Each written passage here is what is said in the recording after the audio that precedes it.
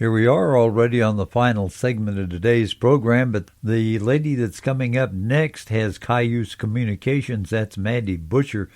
Boy, she has a wealth of horse information, and there's some of the information on one of the websites that she has that has to do with the brain and how the horse's brain works. So it's really interesting information that we have there. So let's get right into talking with Maddy Butcher about some of the things that she does.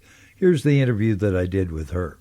Our guest today is Maddy Butcher, Cayuse Communications. Where are you located, Maddy? I'm in southwestern Colorado. That's not where you're from originally, though, is it? No, it's not, Howard. I grew up and was raised in Maine, on the coast of Maine, and rode a lot there, mostly bareback with a great pony that I was taking care of. And I've moved around a bunch, but I have lived in Colorado for the last 6 years. You like it, I assume. Yes, I love it. You know, once you get east of the Mississippi, there's not a whole lot of public land, and I live about a couple hundred yards from National Forest, and which means I can put out and trail ride almost immediately. And that's, you know, there's a lot to be said for public access. Hey, tell the folks what all you do at Cayuse Communications, will you? Sure. Thank you for the opportunity, by the way. So Cayuse is a family of websites. There's a grand total of, I think, 5 of them. And it's dedicated to supporting horse owners and riders and also outdoor recreationalists in general. And our family of websites runs the gamut from kind of lighter topics, you know, gear review, and all the way to horse brain science, which is, I have a website that's dedicated, it's called Horsehead, that's dedicated to horse brain science, what we know about it, what we don't know about it. And then on the stick from Cayuse Communications is the Best Horse Practices Summitt, which is the nonprofit conference that I direct. It's an annual conference. Of course, we didn't have one in 2020, but we're looking forward to October of 2021. Yeah, you didn't even do it virtually then. No, we did not. However, we do have a great library of on-demand videos, and we tried to promote them in this pandemic year of probably about 30 or 40 hours of content from past presenters. So one of the distinct features of our work at the summit is that all the presentations, be it on property management or hoof science, are all captured in high-quality videos so that people from anywhere can stream them.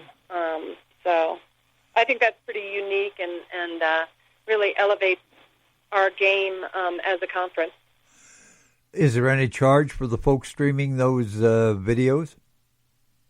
Good question, Howard. We have trailers and some videos that are free, especially Temple Grandin presented our keynote address, and that's free for everyone. And then the others, presentations that range from 40 to 90 minutes long, there's a small charge between $4 and $7 for those presentations.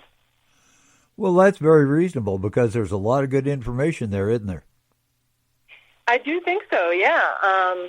And we've had some success with people getting interested in our videos. So, it's exciting for me as a director that those are going to exist in perpetuity, that people are going to be able to reference Garrett Hushman or Temple Grandin or Warwick Schiller, forever. As long as the internet stays around, those videos will stay around too, which I think is pretty special. Yeah, it is, and it's a good source of information. what your videos that you have on the horse brain, and who are some of the folks that you talk to there? So Dr. Steve Peters has presented at the summit a couple of years running now, and so he has horse brain science presentations, and we also video recorded his brain dissection, which is, probably not for the faint of heart, but it's pretty cool for those whose breakfast is not going to come up with a brain dissection. Well, he's very interesting. I just had him on the air as a matter of fact, he's up there now at horsemanscorner.com, but a very interesting guy to talk to. Cool, yeah. Yeah, no, I think that I'm beginning to look at brain science as a really great tool to have in the toolbox, but, my one reservation is that people get so excited about brain science that they neglect other elements of their horsemanship. But it's definitely a helpful tool to have in your toolbox. Now, do you do any training still yourself? I have 4 horses. I have 2 campaigners that have been there, done that, and I have 2 projects. So the only training I do is with my own horses, and I have been working with Amy Skinner, who I think you have also interviewed. And we're actually doing video lessons where I get a friend to record what I'm doing, and I send them to Amy, and Amy gives me lessons to do based on what she saw that I need help with. So it's been pretty fun, and it's been great to kind of get back in the saddle as a student. I spend so much time publishing and directing. I bet you know yourself that it's hard to turn the microphone on and be the student as opposed to the teacher or the interviewee instead of the interviewer. You know what, though? It's really interesting. You can learn a lot from the folks that you have on your Best Horse Practices program and that you have on Cayuse Communications and your family websites. Learn a lot from those folks, don't you? Definitely. I'm really proud of the team of guest columnists that Cayuse Communications has.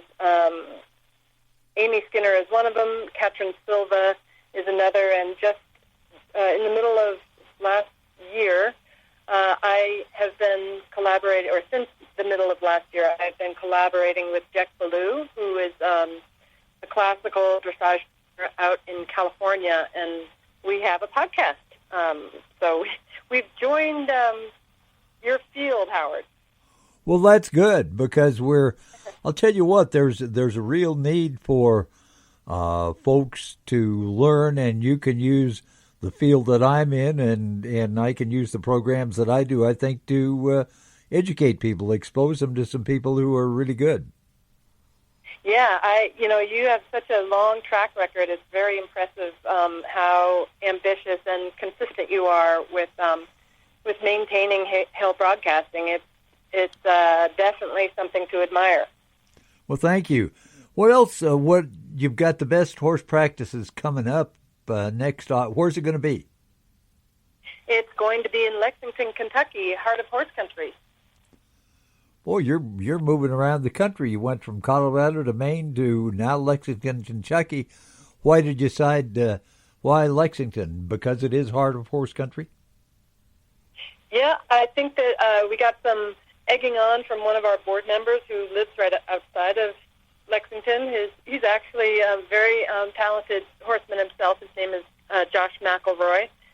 He's a board member on our team, and he campaigned for it, and we took him up on it. So we have a great lineup, a really diverse crew. I'm looking at the pictures of my roster now. We've even done a good job, I think, men versus women, a pretty equal lineup.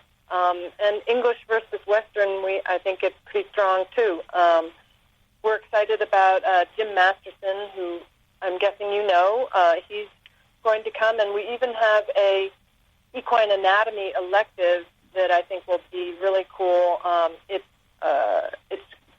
done by the folks at Anatomy and Clay, so you're actually building muscle on top of a horse skeleton, and they've been really successful with their models, their skeletal models, and so we're excited to offer that as an elective. Well, I'm glad you're having the best horse practices in 2021. What else you got going on? Or does that take up a great deal of your time? That takes up a lot of my time between the summit and the podcast, the new podcast, and Cayuse Communications, getting that newsletter out every Thursday morning. I try to make time to get horseback several times a week, and I have some extra friends that call me every once in a while saying, "Can you help us move some cattle?" And I like to work my dogs on the cows, so it's I stay off the street, Howard. Well, that's stay out of trouble. That's good. That's good that you're staying out of trouble. You're doing better than I am then. Well, gosh, anything else you'd like to add that I haven't asked you about? Well, thank you so much. I want to ask, what's the most recent thing that you have learned from your long-running track of interviewees? The most recent thing is the interaction between Dr. Peters and Martin Black, melding those two diverse, one coming from the area of starting a lot of colts, training a lot of horses, to the guy that's in the scientific field, and that's a really interesting combination. I think some valuable things are going to come out of it. Yeah, I agree. I think it has been refreshing to have science creep into the stockmanship world, and interestingly enough, we will be having one of Martin's kids, Wade Black, who was at Road to the Horse. He's performed very well at Road to the Horse, and he's coming to work with us at the summit in Lexington in October. So that'll be cool. He's a really great guy. How do you get to Cayuse Communications? Thank you for asking, Howard. It's CayuseCommunications.com, and then the websites that exist under that kind of family umbrella are besthorsepractices.com, nickernews.net, horsehead.info, and the website that's a little more dedicated to outdoor recreationalists, which is called High Country Outsider. And then the summit is at besthorsepracticessummit.org. Well, Maddy, thanks a lot. It's really great to talk to you. Been fun, and you have a great day, will you? Thank you so much for calling, Howard. I'll look forward to following you as I do. Maddy Butcher really has the horse's interest in mind, and that family of websites that she has through Cayuse Communications really has a lot of good information on there. Worthwhile checking it out, seeing what she has to say and what the people that are on her websites have to say. It's interesting to me, the horsemanship, the way it's changed over the last 50 years since I was a young man working with horses. The attitude now is more to work with the horse than it was when I first started. And it's a change for the better, and one that I think is going to do nothing but improve. So we're going to try to have more good trainers on in the not-too-distant future with information you can use and take to the pen when you work with your own horse, because it is valuable, and it makes it a lot easier and a lot less dangerous if that horse is really a willing partner working with you. Well, it is just about time to close out today's edition of the Horseman's Corner. Always great to have you folks along with us on the program, and as I've mentioned before, you can always catch it if you've missed it by going to horsemanscorner.com.